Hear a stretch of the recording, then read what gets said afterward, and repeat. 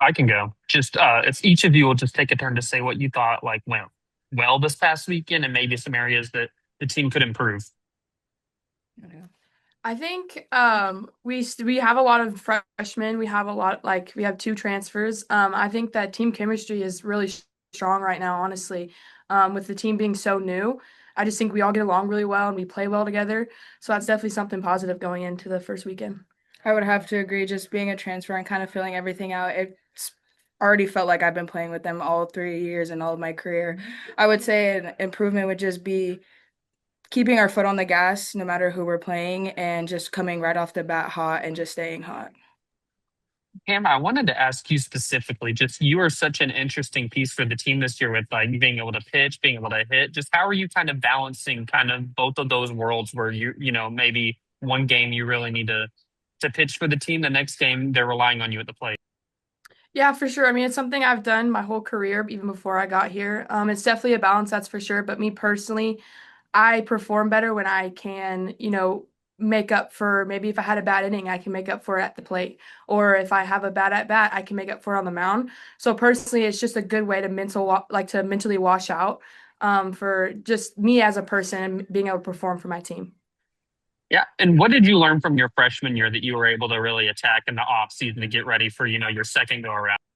Absolutely. I had a rough year last year. I just had to absolutely this summer grind and rebuild, find a new identity and who I am as a player. And so I worked hard. I worked really hard this summer, trying to come back and be better for my team and, live up to those expectations that I have for myself and just be what I can, for this team. And last thing I'll ask for now is Tiana, just can you walk us through, getting here in the first place? Like what made you want to get in the portal and ultimately what made you decide to come play for a former Cal star with Coach Deifel?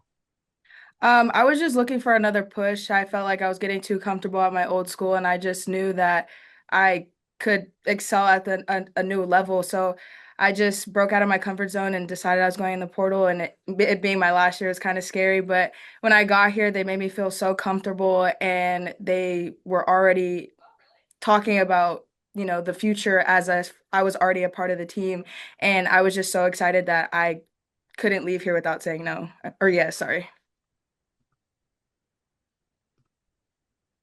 Kyle? Tiana, I wanted to ask you first. I mean, you could start kind of building off Ethan's last question. Like your weekend really could, everybody got a piece of the pie pretty much over the weekend, but yours was just like video game type numbers. So just kind of talking about, you wanted another push. I'd say you started off your Razorback career pretty well.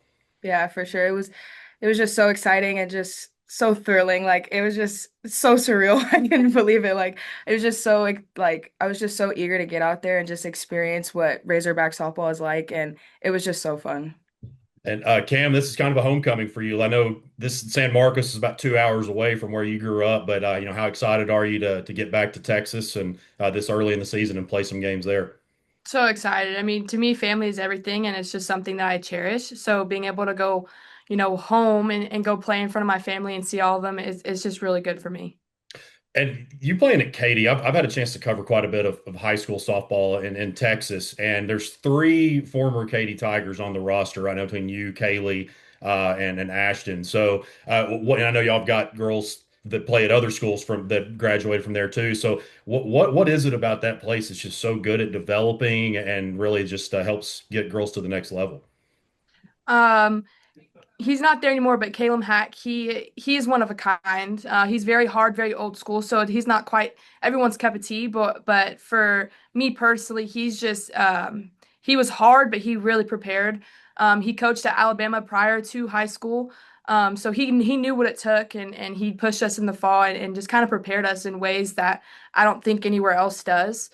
I mean, my bullpens were collegiate level bullpens. My, conditioning was collegiate level conditioning. My lifting was collegiate level lifting. So just overall, he just prepares us for our potential to where we can be in college. And last one for me, you kind of talked about how the closeness of this team and everything and how together you guys are. I know, Robin being the senior leader and as far as the pitching staff, Peyton kind of took that step as a true freshman leader last year. But really, once you look past them, I mean, you're kind of that next one up, that's starting to get more innings and taking somewhat of leadership roles, I can imagine. So, taking that big of a step, and as Ethan had talked about, just kind of playing somewhat of a utility role or playing a utility role this year. How much does that mean to you, and how much pride do you take in that kind of being a leader now? Yeah, I mean, it means a lot. I've always been, I feel like everyone at collegiate level, you go to school, you've always been top dog. So I've always kind of had that leadership role, and that's something that I enjoy being. I wouldn't say I'm quite there yet, but I am building to get there. I hope that I have a breakthrough season this year, to maybe get that trust, with this team. But it's something that I really like. Just being able to pour into the girls like they're my sisters. So yeah, that's something I look forward to, hoping I have a breakthrough year this year. Thank you all. Eric? Cam, you mentioned that you weren't pleased with last season and how that went. Just describe what you learned from last year that you're applying to this year, and what did you work on in the off season to get you ready for this season? Absolutely. I mean, I just put my identity into softball. I didn't really like know who I was outside of that. So when, all break through and I was just like, what the heck is going on? I just kind of had to go back to my roots and figure out who I was and rebuild who I was. This summer I went and worked on who I am as a pitcher, maybe changing some things to make me more successful. And just, not lowering the expectations, but not being so hard on myself and not trying to be perfect all the time, and understanding that everybody at this level is good and there's no way you can ever be perfect. So just being able to accept that and truly practice and work that way, I think has improved my game incredibly. Tianna, what's it like adjusting from, you've been in California, now you're coming all the way to Fayetteville, Arkansas. What have been some of the adjustments? Just forget the softball side. You say you already feel like you're connected, but there is a lifestyle adjustment there. What's it been like for you? I would only say the most shocking thing would be the weather. I got out here and it was a different type of heat. I felt like I was just melting away every step I took outside. And then to experience snow, I've never experienced that in my entire life. So just I would just say the weather has just been the most shocking part about being out here. So you witnessed snow for the first time. Like snowfall, yeah. There's a few places in California where you can go and just it's cute, but out here it was not cute. It was What did you do? You stay in, or did you try to Oh, go for out and sure. feel? I just Okay, peeked out the window. I was like, oh, that's cute. I'm just gonna stay in here. fair. I think a lot of people have done that the last few weeks across the country. There, talk about what you've been getting to know Coach Gasso, and what you've learned from him in this short period of time there as he runs the offense.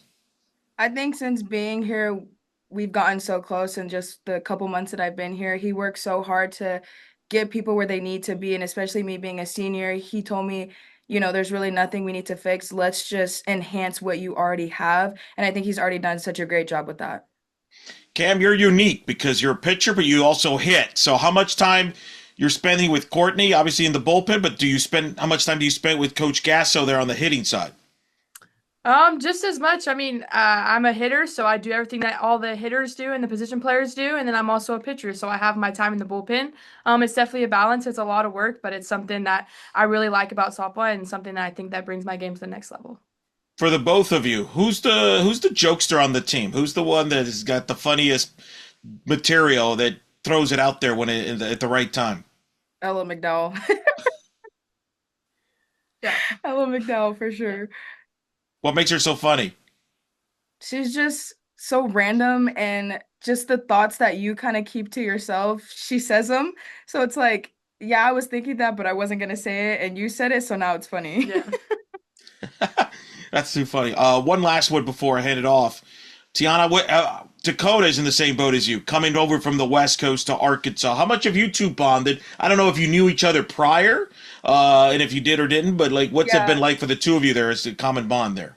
I don't think a lot of people know this, but during travel ball, we've actually played together. So I think our throughout our whole entire high school career, I've known Dakota since our eighth grade year. So I've known Dakota for a while. So when I had went into the portal and she went into the portal, it was like, oh, cool. And then she told me she was coming to Arkansas, and it was a week after I had came, and I was like, oh, you're gonna like it. And then she was just like, she texted me, she said, "Woo pig." And I said, "No way." Like that's awesome that, we kind of started our softball journeys together and now we're ending it together.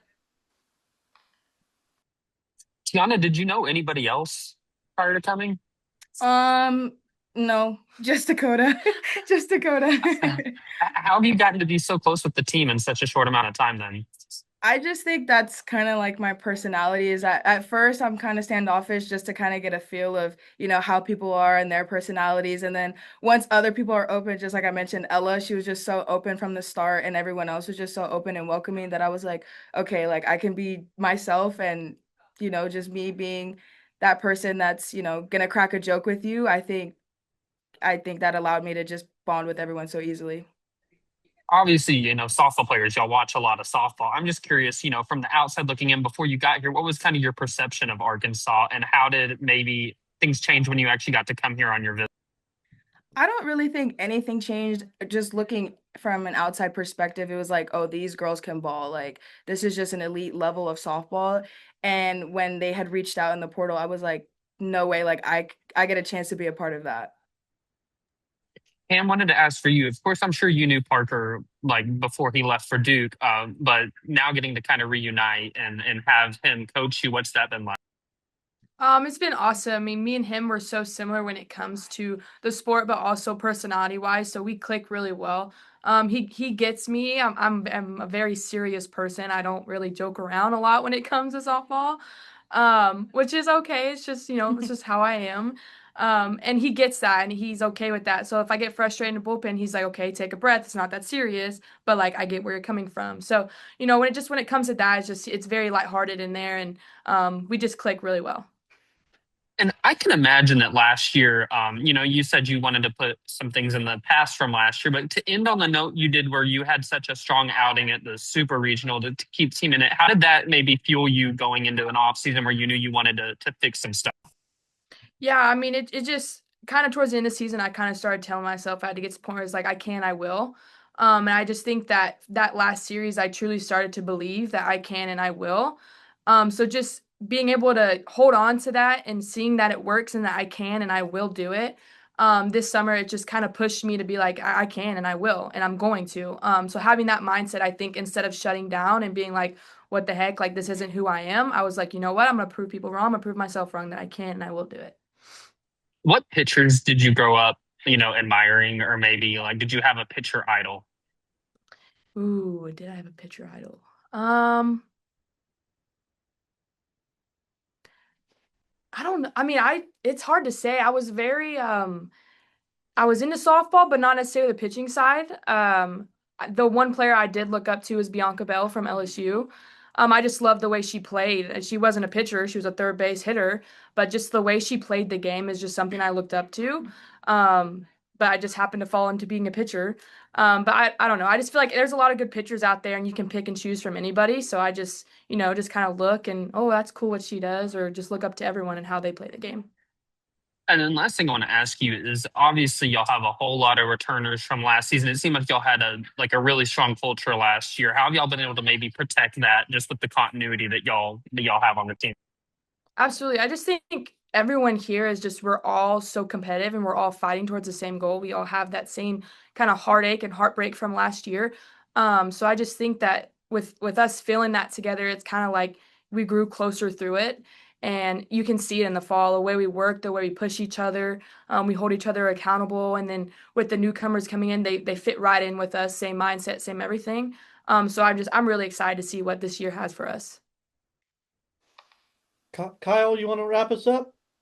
Well, there was one I was going to ask that I'm not even going to lie to you, I forgot. But I did want to ask Tiana, the $1 million question coming into the season, and Coach Deifel talked about it when we met with her in January. Who's going to replace Bree? Who are they going to do this? Who do that? Well, obviously you had an incredible weekend, both defensively and offensively.